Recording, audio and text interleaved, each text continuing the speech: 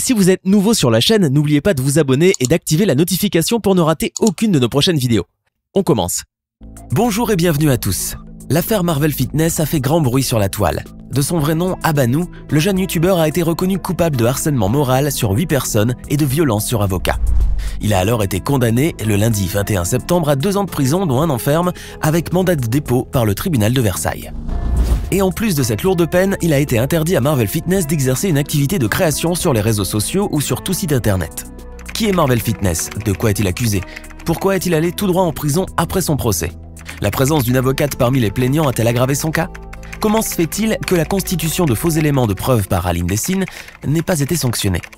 Qu'est-ce que l'affaire Marvel Fitness change pour le cyberharcèlement en France? Restez avec nous jusqu'à la fin, aujourd'hui nous vous dirons tout dans ce question-réponse spécial sur l'affaire Marvel Fitness. Si cette vidéo vous plaît, n'oubliez pas de laisser un pouce bleu, de vous abonner à la chaîne et d'activer la cloche pour recevoir toutes les notifications et ne rien rater de nos prochaines vidéos. Qui est Marvel Fitness? Mais avant de commencer, rappelons tout d'abord qui est Marvel Fitness. De son vrai nom Abanou S, Marvel Fitness est un Yvelinois âgé de 31 ans.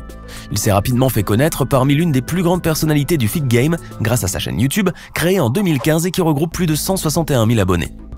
Dans ses vidéos, le jeune homme présenté comme un pro du fitness s'était spécialisé au départ dans le sport, notamment dans les conseils pour se muscler. Avec le temps, Abanou a versé dans la critique d'autres influenceurs et de certains sportifs. Et c'est exactement pour ces critiques et commentaires que le youtubeur s'est retrouvé dans une affaire de cyberharcèlement.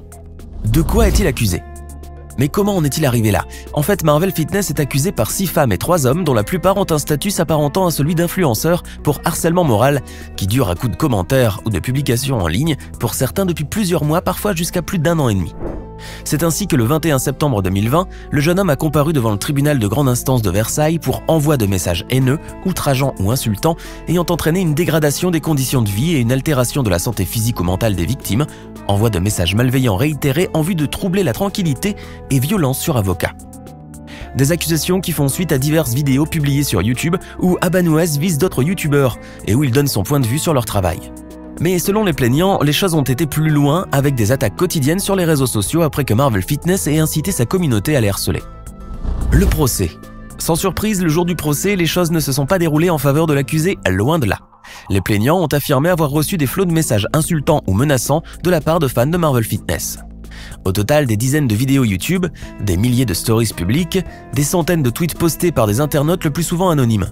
En tout, ce sont plusieurs milliers de pièces qui alimentent le dossier, raconte l'avocate des victimes, Laure Alice Bouvier, avant le début du procès. Celle-ci a d'ailleurs fini elle aussi par subir les assauts répétés après que Marvel Fitness ait fait une vidéo la concernant où il évoque ses différentes activités, puisqu'elle est aussi youtubeuse et influenceuse. De ce fait, elle a décidé de non seulement défendre les 8 plaignants, mais également de se porter partie civile dans ce dossier. Et au moment venu, toutes les victimes ont raconté à la barre les harcèlements qu'ils ont subis et les conséquences que cela a pu avoir sur leur vie personnelle et professionnelle. Face à toutes ces accusations, Abanou a de son côté choisi de garder le silence, suivant les conseils de son avocat, Marc Goudarzian. Ce dernier n'a quant à lui pas cessé de dénoncer un dossier bâclé car il comprend des erreurs de procédure, ce qui devait justifier une demande de nullité. Il a aussi déclaré entre autres que les propos de Marvel Fitness entraient dans le cadre de la liberté d'expression. Mais cette défense n'était pas du goût de tout le monde, bien au contraire, le verdict rendu est même le premier du genre. La sentence. Le youtubeur a été condamné à 2 ans de prison, dont 1 année ferme, avec mandat de dépôt assorti d'un sursis probatoire de 3 ans. Sans oublier l'interdiction d'animer des sites internet ou réseaux sociaux et de créer de nouveaux contenus sur la toile. Une peine qui est allée au-delà des réquisitions. Toutefois, si cette affaire fait encore débat, plusieurs questions demeurent encore sans réponse pour d'innombrables personnes. En effet, on demande notamment pourquoi la sentence de Marvel Fitness a-t-elle été aussi ferme? Est-ce que cette décision est un tournant? Et qu'est-ce que l'affaire Marvel Fitness change pour le cyberharcèlement? Voyons cela de plus près. Avant de poursuivre cette vidéo, voici la question du jour. Quelle est la chaîne YouTube la plus suivie au monde? Est-ce option A T-Series, option B PewDiePie, option C Cocomelon? Écrivez la bonne réponse dans les commentaires et nous verrons en fin de vidéo si vous avez eu raison. Pourquoi la condamnation fait polémique? Après que le juge a rendu sa décision, Marvel Fitness est tout simplement reparti menotté à l'issue de l'audience, ce qui a très vite provoqué l'indignation d'une multitude de personnes qui sont convaincues que le youtubeur est innocent, car il n'aurait en fait ni harcelé ni menacé personne. Il s'agirait plutôt de clash et de satire uniquement. C'est ainsi que les fans demandent désormais la libération du youtubeur et appellent à signaler en masse le compte Instagram d'Aline Dessine. Aujourd'hui, cette dernière fait donc face à de nouveaux harcèlements malgré qu'elle ait publié le 23 septembre une vidéo relativement longue où elle explique en détail l'affaire avec Marvel Fitness. Il faut dire que pour l'heure, l'émoi est toujours en pleine effervescence et rien ne semble calmer les choses. Comment se fait-il que la constitution de faux éléments de preuve n'ait pas été sanctionnée? Mais si Alice Dessine est encore harcelée aujourd'hui par les fans de Marvel Fitness, c'est aussi parce qu'elle avait dévoilé en story une photographie qui représente le sexe du youtubeur. Ce dernier lui aurait envoyé cette image en message privé. Pourtant, il s'agit là d'un montage Photoshop. Chose qu'elle a d'ailleurs avouée bien plus tard et ce pourquoi elle s'est excusée. Toutefois, plusieurs internautes se demandent pourquoi ce faux élément de preuve n'a pas été sanctionné. La raison à cela est que le tribunal s'est concentré sur le harcèlement commis par Marvel Fitness. Néanmoins, si cette pièce avait été apportée au dossier, cela aurait pu tout de même justifier, du moins en partie, les propos du youtubeur qui lui ont par la suite porté préjudice. Pourquoi la condamnation de Marvel Fitness a-t-elle été aussi ferme? C'est indéniable, la condamnation de Marvel Fitness a été très sévère. Selon l'avocat du prévenu qui compte faire appel, la justice a voulu faire un exemple en condamnant aussi fermement son client. Mais ce n'est évidemment pas là l'unique raison. En effet, rappelons aussi qu'il y avait un cumul d'infractions. Et comme si cela ne suffisait pas, la défense du youtubeur n'a semble-t-il pas du tout joué en sa faveur. Ce dernier avait justement nié les faits sans montrer de prise de conscience. D'autre part, la personnalité de l'accusé aurait elle aussi poussé la décision du juge à être aussi ferme. En tout cas, c'est ce que pense Thierry Vallat, avocat au barreau de Paris. Selon lui, la décision correctionnelle dépend de la personnalité de l'accusé, et une autre personne condamnée pour les mêmes actes n'aurait peut-être pas eu un mandat de dépôt par exemple. Quelles sont les conséquences du mandat de dépôt? À ce propos, il est à savoir que c'est précisément le mandat de dépôt qui pose problème pour maintes personnes. En effet, il est extrêmement rare qu'une personne avec un casier judiciaire vierge se voit attribuer un mandat de dépôt lors de sa première condamnation. Et pour cause, il implique que le prévenu va directement en prison après le procès.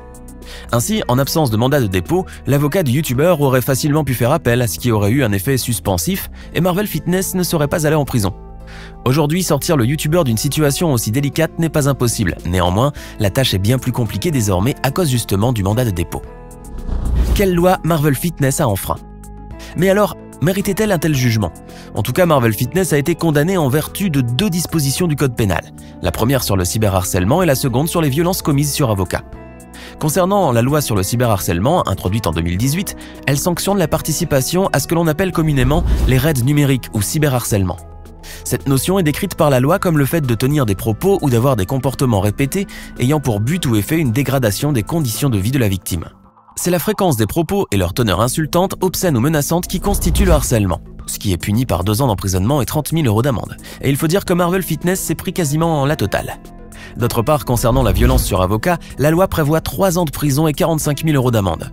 L'avocate Laure-Alice Bouvier avait justement expliqué avoir reçu de très nombreux messages de haine sur les réseaux sociaux. Elle reprochait donc à Marvel Fitness une violence morale. Et par sa qualité d'avocate, elle constituait une circonstance aggravante pour le jeune homme. Est-ce que cette décision est un tournant? Quoi qu'il en soit, aujourd'hui, la condamnation de Marvel Fitness est considérée comme un tournant historique. Pourquoi? Eh bien, c'est la toute première fois que le cyberharcèlement de meute conduit à une peine d'emprisonnement ferme. C'est là une sentence véritablement lourde, d'autant plus qu'en général, de tels faits conduisent seulement à du sursis ou encore à une amende. De ce fait, le fait qu'il y ait une peine de prison est sans aucun doute un tournant. Cela prouve en fait que le raid numérique est dorénavant reconnu. Qu'est-ce que l'affaire Marvel Fitness change pour le cyberharcèlement? Ainsi, grâce au procès de Marvel Fitness, le cyberharcèlement tombe sous le coup de la loi. En effet, cette condamnation pourrait avoir un écho très important à l'avenir. C'est en ce sens que Sabrine Marcelin a affirmé « Je crois que cette sanction est l'occasion de montrer que le harcèlement c'est fini, que ce n'est plus possible. Pendant longtemps, certains internautes se sont crus au-dessus de la loi, mais c'est fini maintenant. » Il faut donc admettre que l'affaire Marvel Fitness a d'importantes conséquences sur la question du cyberharcèlement. Cependant, il est probable que le procès de Habanou connaisse d'autres rebondissements. Après tout, les fans du jeune youtubeur ne lâchent pas les bras et continuent de tenter de libérer leur idole. Et vous, que pensez-vous de l'affaire Marvel Fitness? Dites-le nous dans les commentaires. Sinon, c'est la chaîne T-Series qui est la plus suivie au monde avec pas moins de 153 millions d'abonnés. J'espère que vous avez été nombreux à trouver la bonne réponse.